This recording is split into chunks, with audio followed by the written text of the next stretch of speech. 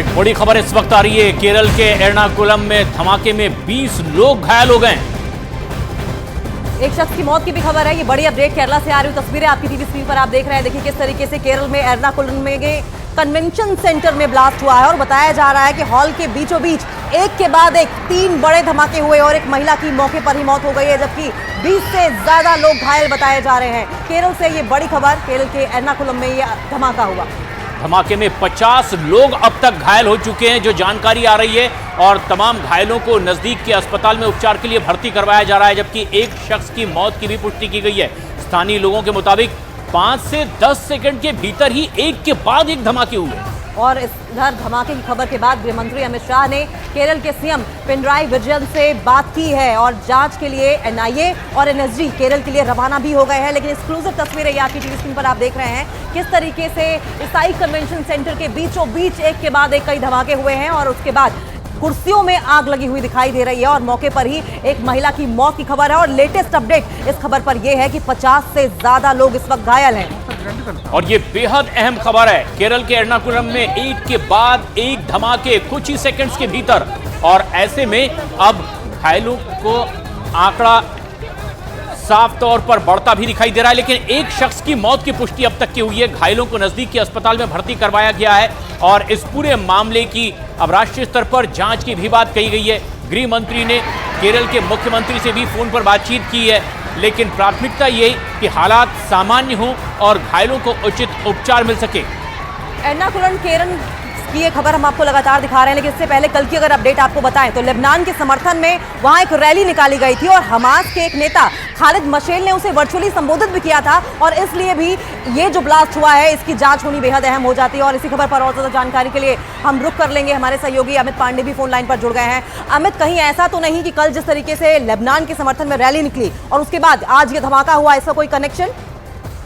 देखिए, इस सारे पहलुओं का जांच जो है प्रदेश पुलिस और राष्ट्रीय एजेंसियां व्यापक स्तर पर कर रही हैं और इसी सिलसिले के तहत गृह मंत्री अमित शाह ने केरल के सीएम से बात की है और एनएसजी नेशनल सिक्योरिटी गार्ड की टीम और नेशनल इन्वेस्टिगेटिंग एजेंसी की टीम रवाना की गई है। इसके अलावा स्थानीय पुलिस भी मामले की जांच कर रही है, क्योंकि जब से हमास इजराइल विवाद उत्पन्न हुआ है उसकी आड़ में असामाजिक और देश विरोधी तत्व अपना सर न उठा ले, माहौल न बिगाड़े, इस सिलसिले में अलग अलग जगहों पर अलर्ट जारी किया गया था। और कल जो केरल में यह पूरा का पूरा आयोजन हुआ, इसमें इस चीज की पूरी कोशिश की गई। तो बेहद संवेदनशीलता से, गंभीरता से केंद्रीय एजेंसियां इस मामले को देख रही हैं और एक व्यापक जांच शुरू की गई है और इसीलिए गृह मंत्री अमित शाह ने केरला के सीएम से अभी से थोड़ी देर पहले बात की है। अमित, हताहतों के बारे में और कोई अपडेट मिल पा रही है इस वक्त? देखिए, फिलहाल अभी एक शख्स की मृत्यु की पुष्टि हो पा रही है और जो घायलों की तादाद है वह बढ़ सकती है, क्योंकि यह जो धमाका है अभी फिलहाल लो इंटेंसिटी ब्लास्ट नहीं था, यह मिड और हाई इंटेंसिटी ब्लास्ट के बीच का ब्लास्ट था, पहली चीज।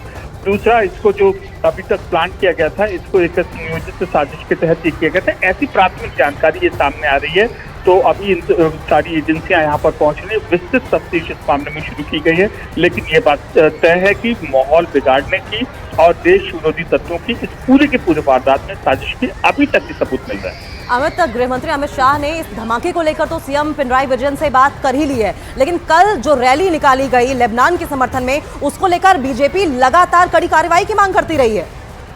जी बिल्कुल, और उस रैली को लेकर बीजेपी की स्टेट लीडरशिप की तरफ से ट्वीट भी किया गया था और बाकायदा जब सब सारी जो खुफिया एजेंसियां थी वह उन्होंने सतर्क अलर्ट जारी किया था कि हमास जैसे संगठन के जो नेता है वह क्यों संबोधित कर रहे हैं वर्चुअली इस रैली से। तो ये तमाम लिंक्स हैं, उनको आपस में जोड़ा जाएगा और इनकी यह तफ्तीश की जाएगी। बेहद संवेदनशील तरीके से इस पूरे प्रकरण की जांच की जा रही है और यही इस एंगल को पता लगाने की कोशिश की जा रही है, कहीं इस विवाद की आड़ में भारत में माहौल बिगाड़ने की तो कोशिश बिल्कुल की अमित, जा रही है। और हमास के समर्थन में ये रैली थी, लेकिन इसमें पैलेस्टाइन साथ साथ लेबनान और गाजा के समर्थन में नारे भी लगे थे। ऐसे में केरल में हुए धमाके को लेकर के गृह मंत्री अमित शाह ने केरल के सीएम से फोन पर बातचीत की है। एनएसजी और एनआईए की टीम केरल जांच के लिए रवाना भी हो चुकी है। एनआईए की 4 सदस्यीय टीम रवाना हो गई है। स्थानीय पुलिस के साथ एनआईए और एनएसजी की टीम अपनी जांच करेगी। ये आखिर किस तरह की साजिश थी, इसकी पड़ताल अब पूरी गंभीरता से की जाएगी। और ये एक बेहद अहम खबर भी है। केरल के एर्नाकुलम में कुछ ही सेकंड के भीतर एक के बाद एक धमाके हुए। एनआईए की टीम घटनास्थल पर पहुंच चुकी है। एनएसजी की टीम भी स्थानीय पुलिस के साथ मिलकर इस पूरे मामले की गंभीरता से जांच पड़ताल करेगी कि आखिर ये किस तरह की साजिश थी। अमित हमारे सहयोगी लगातार हमारे साथ बने हुए हैं। अमित, अब जिस तरीके से इस्लामिक कट्टरपंथी आतंकी संगठन हमास के हमले इजराइल पर हुए, उसके बाद कुछ लोग उसके समर्थन में भारत में दिखाई दिए। क्या शुरुआती तफ्तीश में यह बात सामने आ रही है कि उसी से जुड़ा मसला और उसी लिए ये एक बड़ी वारदात भी हुई हो? देखिए, केरल ये जगह बहुत महत्वपूर्ण है, एर्नाकुलम केरल। इससे पहले भी जो आईएसआईएस के ऑपरेटिव थे या पीएफआई के ऑपरेटिव थे, उनकी गतिविधियां, उनका केंद्र केरल में ही पाया गया था। और कई मामले ऐसे हैं एनआईए के जो केरल आईएसआईएस मॉड्यूल से जुड़े हुए हैं, जिसमें कई लोग गिरफ्तार हुए हैं चार्जशीट दाखिल की गई। तो उसके बाद अब जब हमास इजराइल विवाद सामने आता है और हमास के समर्थन में जो नेता वहां पर संबोधित करता है और उसके बाद यह वारदात होती है, तो इस पे साफ तौर पर अंदाजा लगाया जा सकता है कि किस तरीके से जो देश विरोधी तत्व है वो कैसे सक्रिय यहाँ पर और कैसे माहौल बिगाड़ने की कोशिश कर रहे हैं। और अब ये पता लगाने की यहाँ पर केंद्रीय एजेंसियों द्वारा कोशिश की जा रही कि कैसे यह पूरा विस्फोटक आया है, किस लेवल का ब्लास्ट था। ये लो मीडियम ब्लास्ट नहीं है, प्रारंभिक जानकारी ये आ रही है। मीडियम लेवल से हाई लेवल जो इंटेंसिटी ब्लास्ट है उसके बीच का यह धमाका है। और इसका जो मकसद था ज्यादा से ज्यादा जान माल को नुकसान पहुंचाना और वहां के माहौल को यहाँ पर अव्यवस्थित करना, डिस्टर्ब करना, ये उसका शक था। तो एक विस्तृत जांच यहाँ पर शुरू की गई है और बाकायदा एक बार फिर केरल में ही जो मॉड्यूल है उसने अपनी सक्रियता। केरल में इस धमाके के बाद अब होम मिनिस्टर एक्शन मोड में है। एनएसजी की टीम मौके पर पहुंच चुकी है और ऐसे में जबकि एक बड़ी घटना कुछ ही सेकंड के बीच एक के बाद एक धमाके हुए हैं, एक शख्स की मौत की पुष्टि की गई है, लेकिन घायलों का यह आंकड़ा अभी और बढ़ सकता है। लेकिन जिस तरह से इस्लामिक कट्टरपंथी संगठन हमास के हमले के बाद यहां उनके समर्थन में केरल में कुछ लोग दिखाई दिए और उसके बाद एक के बाद एक धमाका, एक शख्स की मौत। अमित हमारे सहयोगी लगातार हमारे साथ बने हुए हैं। अमित से लगातार हम अपडेट्स ले रहे हैं कि किस तरीके से वहां पर ये बम धमाका हुआ है और कैजुअलिटीज कितनी है। लेकिन अमित, जिस तरीके से कल यूएन में आतंकवाद के खिलाफ इंडिया ने एब्स्टेन रह के अपनी बात साफ कर दी है कि वो आतंकवाद के खिलाफ खड़ा रहेगा, उसका साथ नहीं देगा, यही रणनीति केरला में भी दिखाई देगी?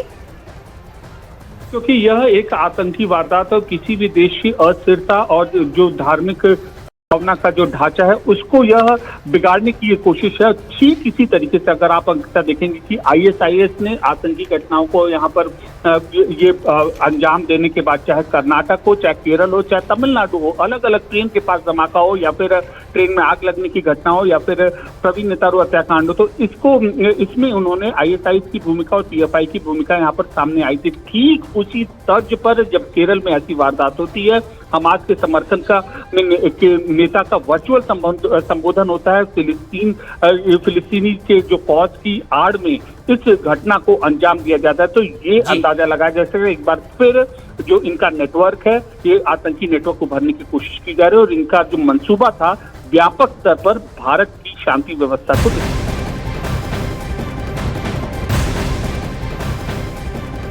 और उसी से जुड़ी एक और बेहद अहम और बड़ी खबर आ रही है। केरल धमाके के बाद मुंबई में अलर्ट जारी कर दिया गया है। इजरायलियों के सभी जगह पर हाई लेवल सिक्योरिटी कर दी गई है। तो देखिए, इजरायली लोग इंडिया में भी रहते हैं और ऐसे में यहूदियों के धर्मस्थलों की सुरक्षा भी बढ़ा दी गई है। ये बड़ी अपडेट आ रही है। केरल धमाके के बाद मुंबई और पुणे में हाई अलर्ट जारी कर दिया गया है। खासकर यहूदियों की सुरक्षा व्यवस्था बढ़ा दी गई है, धर्मस्थलों की सुरक्षा व्यवस्था बढ़ा दी गई है। यहूदियों के धार्मिक स्थलों की सुरक्षा और ज्यादा चौक चौकबंद कर दी गई है। विवेक गुप्ता हमारे सहयोगी इस वक्त हमसे सीधे जुड़ रहे हैं फोन लाइन पर। विवेक, एक्स्ट्रा अलर्ट, क्या और तैयारियां इसके लिए?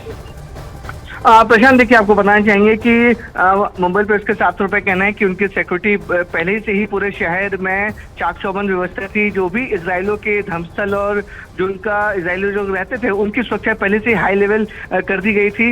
लेकिन केरल बम धमाके के बाद जो है पुलिस का 700 रुपए कहना है कि उनकी सुरक्षा पर और ज्यादा नजर रखी जा रही है ताकि कोई भी law and order situation Mumbai जैसे शहर में खराब ना हो।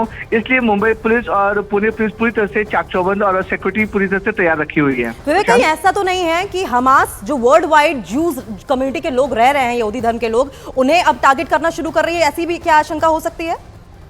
देखिए, इस पूरे मामले में अभी जो सूत्रों से जानकारी मिल रही है कि जिस दिन से इजराइल और पैलेस्टीन के बीच में युद्ध शुरू हुआ था, उसके बाद ही जो इजरायली लोग हैं काफी ज्यादा निशाने पे थे, अलग अलग ग्रुप के निशाने पे थे, जिसके बाद इजरायलियों ने खुद ही अपनी सुरक्षा ज्यादा बढ़ा दी थी। और साथ ही साथ मुंबई पुलिस ने भी इस युद्ध के तुरंत बाद जो भी इजरायली लोग जहां जहां रहते थे, जो उनका सैनिकों जो उनका धर्मस्थल है मुंबई और पुणे में, उनकी सुरक्षा पहले से ही बढ़ा दी गई थी। जो काउंसलिंग के ऑफिस है, जो काउंसलर ऑफिस है, वहाँ की भी सुरक्षा काफी ज्यादा बढ़ा दी गई थी। और जिस तरीके से केरल में जो बम धमाका हुआ है, और पुलिस का साफ तौर पर कहना है कि इजरायलियों की सुरक्षा काफी ज्यादा हाई सिक्योरिटी पे रखी गई है। उनकी जो सिक्योरिटी थी पहले से ही हाई लेवल पे थी, और इस धमाके के बाद उनकी सिक्योरिटी और ज्यादा बीफ अप की जा सकती है।